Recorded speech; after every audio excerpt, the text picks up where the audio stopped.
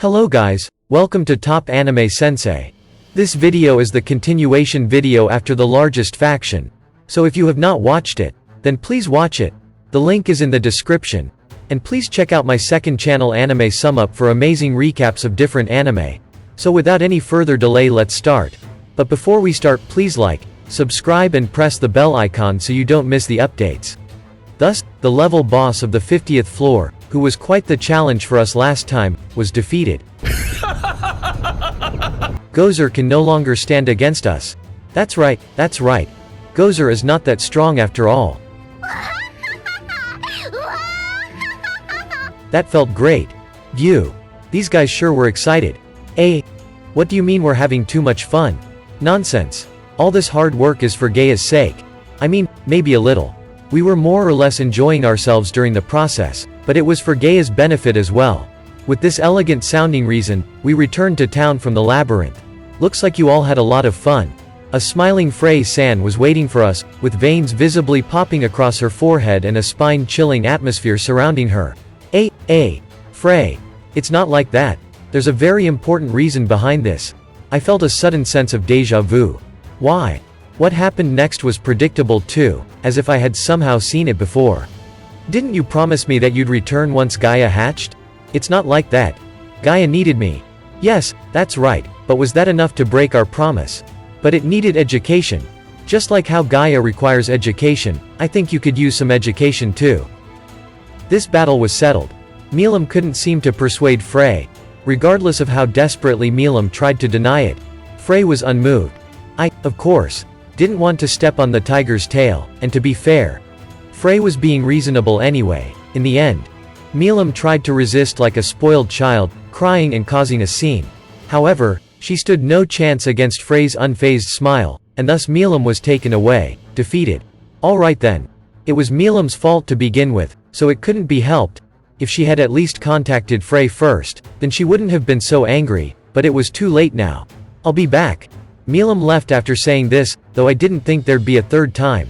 Even though she hadn't been given a curfew yet, and I was sure she'd be able to get permission to come visit me regularly, I believed that kind of privilege was in jeopardy at this point. Frey knew that it'd be dangerous if she didn't at least give Milim some time off, and that was why she had been generous with her. However, I didn't know what would happen if Milim kept running away from her responsibilities. But that was someone else's business, which I preferred to stay away from and rather observe. Although it would probably still be best if she could teach Milim about Rikoko, report, communicate, and consult. While thinking so, I saw Milim off. I was keeping Gaia by my side for the time being. There was an unlimited number of resurrection bracelets in the labyrinth for it to use, as well as plenty of food to eat. In addition, we even switched our avatars to automatic mode and let them explore with Gaia together. It was a fantastic way of allowing Gaia to keep on training. It was still too early for Milim to directly coach it. I anticipated that we'd let him grow its strength to a certain extent before handing it to Milim. And so, we had a new companion in the labyrinth. On a side note, eventually, 5 unique monsters found roaming the labyrinth were deemed as special level bosses, and struck fear into people's hearts. There were rumors among the challengers. These bosses appeared to have 2 levels of strength. While they were already terrifying in their normal state, they became extraordinarily powerful in their second state. To put it simply, we were puppeteering what were viewed as uncontrollable nightmarish fiends. But we only learned that later on. I was afraid of what would happen to me if we secretly played while Milim was absent. That was because once the automatic mode of our avatars were deactivated, their growth would sell us out to Milim. And even if there wasn't much growth, Milim's keen instincts would probably expose us regardless. Therefore, it was best that we avoid such a dangerous act. So, I would like to introduce you to my serious work. Since we would be dealing with the Western nations, we had to outline laws as soon as possible. As the ruling demon lord of the Jura Tempest Federation, I held the final say on all matters. While most of my work could be handled by people like Rigard to some extent, the important decisions had to be reviewed by me personally. I had a great deal of authority. To put it bluntly, I could manipulate the judicial, legislative, and executive powers at will. This was because I held the absolute right to control these 3 powers, and so, I held absolute power over the nation. I was even overseeing military command, which could be considered the cornerstone of this nation. I could march our army with a single order. The appointment of any officers had to be approved by me as well. The word federation was purely superficial. In truth, this was no different than a dictatorship run by me. But in reality, I just tossed all my work to other people. Administrative matters were handled entirely by Rigurd, while in terms of the military, Benimaru was acting on my behalf and held full control over it. We were currently recruiting talents to serve as their aides. Rigurd was learning about the separation of powers, whereas the former Goblins chiefs, Rigurd is acting as the head of the judicial, legislative and executive branches respectively. Nevertheless, there was a slight problem here. Separation of powers could not be maintained without some kind of oversight. Similar to Japan's parliamentary cabinet system, the boundary between the legislative and executive was blurred. It was difficult foreseeing what correct measures I had to take in order to improve this problem. Anyway, we began setting up the legislative branch. Regarding that, our nation settled on creating a Senate and a House of Representatives. Senators from the Senate would be appointed by me, while the representatives from the House of Representatives would be elected through public elections. The senators would not change. They would be allowed to continue serving forever unless they fell from grace by getting in any kind of trouble. On the other hand, the representatives from the House of Representatives would be elected by the public. Holding an election wouldn't be easy. It was going to require a lot of trial and error. The legislative branch would only be in charge of drafting laws. Then, the executive branch would be in charge of carrying out the charted laws and see to it that the nation operated accordingly. I wanted to have someone talented in order to solidify our executive branch.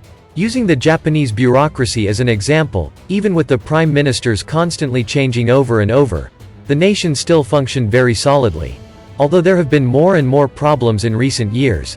Anyhow, we must be practical and push forward our policies gradually. We needed someone who possessed tenacity and diligence so that they wouldn't give up so easily during the execution of our laws. However, long-term plans tended to waste unnecessary resources, and perhaps officials might be bribed to do bad things, so I wanted to prevent this kind of thing from happening by closely monitoring them. As for the first wave of officials to take office in the executive branch, I intended to select them from the pool of Goblin tribe chiefs in Tempest. The elders, on the other hand, were to be elected by proxy. In this regard, I believed it would eventually turn into a meritocracy. We were still in the process of reconciling the stakes and rivalries of each tribe, but I hoped that in the future, we would be able to unite together as one. Although it would also take time for us to do so, I wanted our nation to pursue a policy of peaceful reconciliation. Leaving that aside, there was a problem here. Those who were good at governmental duties tended to be mostly weaker races, whereas those who were at the top of the militant races were not good with the paperwork. This was a troubling issue. Should we focus on the strength within the monster world, or focus on the coexistence with humanity, knowledge, and coordination? It was quite the conundrum. No matter how strong some people were, I wasn't going to tolerate criminals. This was already well known to us. In addition, the military honestly had bragging rights to the sheer power they possessed. However, that didn't mean they could interfere with the country's operating policy. Depending on the future policies, I was afraid that it might cause discontentment. Legislation at its core was gathering the opinions of the people, drafting them into law, and having it approved by the executive. However, at the executive level, even the weak could control power by using their wits, and the strong could be deprived of their rights. Wouldn't some people have a problem with that? This was to be expected at this stage. After all, the executive played an important role. The executive branch had the responsibility of managing the national budget, and the vast amount of wealth amassed in Tempest would be put to use by public officials. Muirmiles was our top financial functionary, but he alone could not uncover every single case of corruption and fraud. Moreover, the division of territories also fell under executive control. I expected that appointments would be made to develop regions at the appropriate time, but that plan might also become a point of contention. To prevent this from happening, all decrees would be issued in my name. Finally, there was the judicial branch. The most important work of the judicial branch was to try people who had been arrested and charged with a crime. Police power was vested in the executive branch. Yet, the power of arrest was not limited to only the executive, but also to the legislative and judicial branches. The purpose was, of course, mutual oversight. The judiciary was responsible for sanctioning persons that were under arrest. It was the judicial branch that required the highest regard for impartiality, and to protect the order of law without being swayed by the opinions of the people, relying on the law to punish without mercy. That was surprisingly difficult. I was also troubled by the question of how to guarantee a fair and just trial. And that's it. Thank you so much for watching. And if you guys have not watched the previous parts, then please watch them. The links are in the description. And don't forget to like, subscribe and press the bell icon for more updates.